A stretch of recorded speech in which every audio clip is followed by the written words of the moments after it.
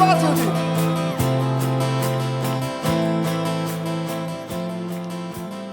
Hi there, I believe again, what's my name again? And this time I'm going to present something that actually I planned to do for a lot of time. But this project was kind of big for me and took some time, but here it is. I'm going to talk about the origins of the Hebrew alphabet. As some of you know, the Hebrew alphabet is actually considered sacred by Jews, and not only by them. There are some religious groups that consider the Hebrew alphabet as holy and as a natural alphabet. A natural alphabet means that if you don't teach a baby any language, he would probably end up speaking Hebrew because that's the language they speak in heaven and in womb or something like that. Actually, this kind of an experiment was conducted earlier in the medieval times when 150 babies weren't spoken to in any language. Hopefully they would develop the ability to speak Hebrew. Eventually they all died, so it wasn't such a nice experiment. Very medieval of them, actually. But nowadays there are still some religious people that consider Hebrew as a sacred language. God had created the universe via words. He said, "Let there be light," etc. And therefore, there are people like this one, Rabbi Ovadia Yosef, a very popular rabbi who has decreed that you shouldn't read while defecating because you're doing some unpleasant stuff while holding the holy letters in your hands. And they also decreed that you shouldn't listen to Hebrew music because songs about love and stuff are not to be sung in Hebrew, while you can listen to songs in, he said Arabic, but any other language on these topics. The literature Nobel Prize winner Shai Agnon, a great Israeli writer, actually used to write in Hebrew while standing as a respectful act for this language. And there are people who consider the Hebrew language so natural that they say that they can know everything about the word just from the letters it is built from. It's just like the building blocks of chemistry. When you look at the periodic table, you pick up two elements, for example, sodium and chloride, which formate the salt. And just from being a chemist and knowing the structure of sodium and chloride, you can know what this material salt will look like, what will it do, will it conduct electricity, etc. But I'm going to talk about the origins of Hebrew, and actually if I say that the Hebrew language has come from an older language, it kind of makes it a bit unholy. But anyways, it's very important for you to know, because the language I'm about to talk about right now is the origin of many languages, including Hebrew and including the alphabet you are currently using in Latin language, in Greek language, in Cyrillic like Russian, in Arabic, and in most Western languages. And one more thing, I'm going to show some pictures throughout the video, so my beautiful face will only appear at the end of it. Let's go, shall we? So in the beginning we'll talk about the Phoenicians, the old civilization in the Middle East. The Phoenicians actually lived in the area nowadays known as Syria and Lebanon. For example, the city of Tyre was a city that belonged to the Phoenicians. Now, the Phoenicians actually didn't live only there. They later migrated to northern Africa, nowadays Libya and Tunisia, and founded a new city, which they called Karet Hadeshet. In Hebrew it might sound Keret Hadasha, and in Latin it's Carthage or Carthago. So the Carthage of Hannibal, who fought the Romans, actually was a Phoenician civilization, and the meaning of Karet Hadeshet is a new city.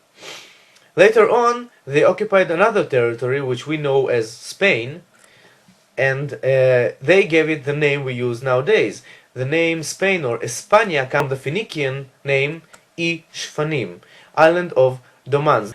Actually, the Domans are not rodents, they are closer biologically to elephants than to the rodent family, but island of Domans in Hebrew or Phoenician would be Shfanim, or nowadays España. So, you must be wondering, I was talking about Phoenician, but actually mentioning Hebrew words. And also you might wonder about the origin of these people. I mean, Syrians, Lebanese, Libyans, and Tunisians are nowadays Arab-speaking people. So are they close to, let's say, Arabs and Jews in our region? Well, actually, when genetic testings were conducted, all these nations had shown a common ancestor, but they had nothing in common with the common ancestor of the region I live in, whereas Israelis and 95% of Jews from everywhere, and Palestinians, South Jordanians, and even Ethiopians had a common ancestor, a common Semitic, maybe, ancestor. So, let's go to the alphabet.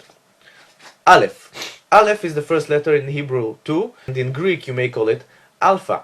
Now, you can see that the letter Aleph is kind of similar to a bull's head. You can call him an ox, or in Hebrew, aluf. Aluf is also a champion and a bull. You can see that the letters have kind of the same form when you turn them upside down. Letter Bet means the word bite in Hebrew and Phoenician, also in Arabic, and it means a house. Now, I don't know if the English letter or the Cyrillic letter B is similar to a house. It kind of looks like the old Phoenician letter, but it looks like something, a structure with a roof above it, so probably it was a house. Next one is Gimel. Gimel in Hebrew sounds like Gamal, a camel in English, and the letter means camel's probably head or maybe a camel's back. You can see that the letters are kind of similar. The Greek and Cyrillic letter on the left is very similar to the Phoenician, and also to the Hebrew one. The English is kind of similar to the handwriting Hebrew letter that you can see on the right side. Next letter is Dalet. Dalet means Delet, door. Now, as you can see, the triangle, the delta, as we know it in Greek, has transformed to the English D and to the Cyrillic D, but actually the word door and delet in all these languages starts from the same sound, the sound of D. Is it similar to a door? I don't know, but actually it is considered the origin of this symbol. The next letter is Hey. The letter Hey has no similarity in the Latin or the Cyrillic languages, but it's kind of similar to the sound E, and it's kind of similar to the form of E. And the meaning of it is a window. Now, a window in Hebrew is chalon, and it starts with the sound ch and not the sound he. So probably there's nothing in common. But earlier on, I've mentioned our Ethiopian relatives. Now, in the Ethiopian languages like Ge'ez, Amharic, etc., the sound he and the sound he is the same sound. It's probably the same letter, so maybe it has the same origin. I can see how it is similar in its form to a window, but it doesn't have a Hebrew word for it. The next letter is the letter Vav or Wow. The letter Vav means a hook. A hook in Hebrew is Vav. Also, the letter Vav in Hebrew is used to connect words, to say and. For example, Hansel and Gretel would sound like Ami ve Tami. So there you have it. The letter means a hook, it looks like a hook. In the Latin alphabet it has turned to a V or a Y, and you can see that the Arabic letter Waw in the left corner is also similar to a hook. The next one is the letter Zain. Zain nowadays and then means a weapon, and you can see the ancient Canaanite form of a sword. It's kind of similar to the letter Zain. You can see the Hebrew and the Latin sound for Z is kind of similar, but the funny thing is about the modern sound of Zain, which means in Hebrew, yeah, you guessed right, a penis. So that is kind of new for our language. In the 19th century, the European Jews were speaking the language Yiddish. Now, in the language Yiddish, they call the penis a Schwanz, like in German. Schwanz means dick, and it means a tail from the front. Now, when they transferred to Hebrew, they used the word zanav, which means a tail. Now, that word became so rude that they started to use only the first letter, like you use the F word in English. You just say the F, you don't say the whole bad word. So they used the letter Zayin, and the sound Zayin eventually became a symbol for the human penis. So nowadays it's considered a bad word. Let's go back to the ancient Phoenician alphabet. The next letter is Chet. Chet, similar to an H in English, means a wall. Nowadays you can use the word heights to describe a wall between two spaces. So it probably is the origin. The next letter is Tet. Tet and the Greek letter theta, as you can see in the left corner, means a wheel. Now, a wheel in Hebrew nowadays is galgal, and galgal is a biblical word, but it doesn't start with tet. So what does it mean? Probably it means the wheel of good, origin of wellness, described in the mythology of the Canaanites, of the Phoenicians. And it kind of reminds me of the Dharma wheel, an Hinduistic and Buddhistic symbol, as you can see in the left upper corner. So a symbol of good in Hebrew and in Phoenician is Tov, and this one, it starts with the letter Tet, so maybe this is the meaning. The next letter is Yud. Yud means Yad, a hand, and it kind of describes the hand of a warrior. If you look at the area of the shoulder, you can see that kind of similar, and that's it. The next letter is Kaf, or Kappa in Latin and Greek. It means a palm, and in Hebrew a palm is Kaf. So that's okay.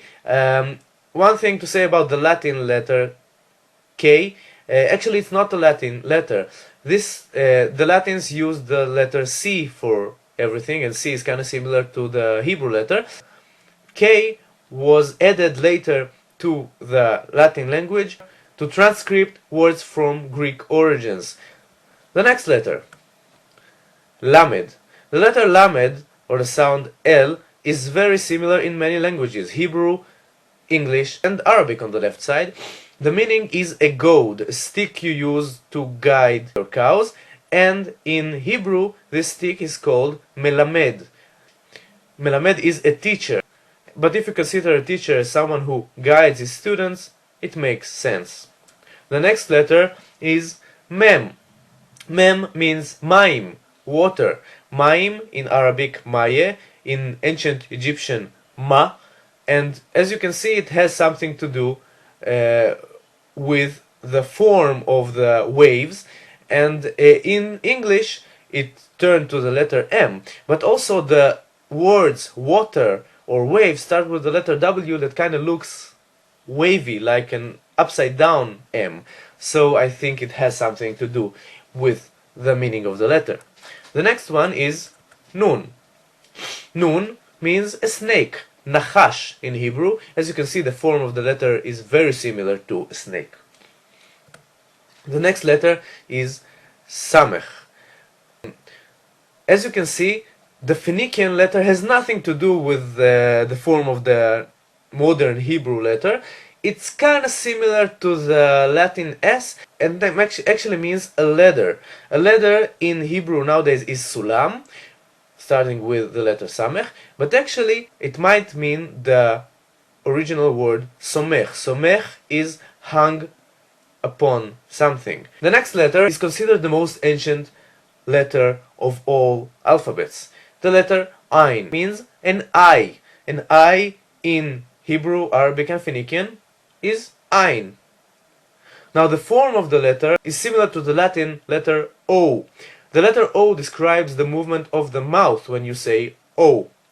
In many ancient languages, the meaning of the word I was O. You nowadays can hear it in the Spanish language, for example, as ocho, and in many Latin languages. The next letter is P. P is a mouth. You can see that most letters the Hebrew, the English, and the Arabic is kind of similar to the form of an open mouth. Probably a fish mouth more than a human mouth. Many letters, as you will see further on, came from the hunting and fishing abilities of the Phoenicians. For example, the next letter, tzadi, means a fishing hook, and in Hebrew it's similar to the word tzayid. Tzayid in Hebrew, Arabic, and Phoenician means hunting. Hunting and fishing are kind of similar. You kill something alive so you can eat. So this probably is the origin of the letter tzadi or sad in Arabic. The next letter is Qof. Qof, nowadays a monkey, but earlier it meant the head of a needle. The head of a needle in ancient Hebrew is Qof. And as you can see, the Latin letter Q is similar to this letter. The next one is Resh. The meaning of it is Rosh or Ras in Arabic, which means a head. You can see that this letter has a rather big head, just like all the versions of this letter in Greek, Cyrillic, and Latin. The next letter is Shin. The letter Shin means a tooth. Shen. As you can see on the photograph of the crocodile, it's kind of similar to a tooth. And the form of a shin is similar to the Greek sigma and to the Cyrillic sha and to the Arabic shin or sin. The last letter is tav. Tav means a mark nowadays. It also means a note, a musical note. And as you mark something on the map, you can see it looks like a cross. The cross form was preserved in English. It doesn't look as much like a cross in modern Hebrew, but if you write this letter quickly, it might turn into a cross. So, guys, this was a long one, a lot of information, but hopefully it was interesting. And if you have any more questions about the origin of your alphabet, your language, and especially your name, I would be happy to help you. You are most welcome to react, subscribe, and send me your emails. Shalom.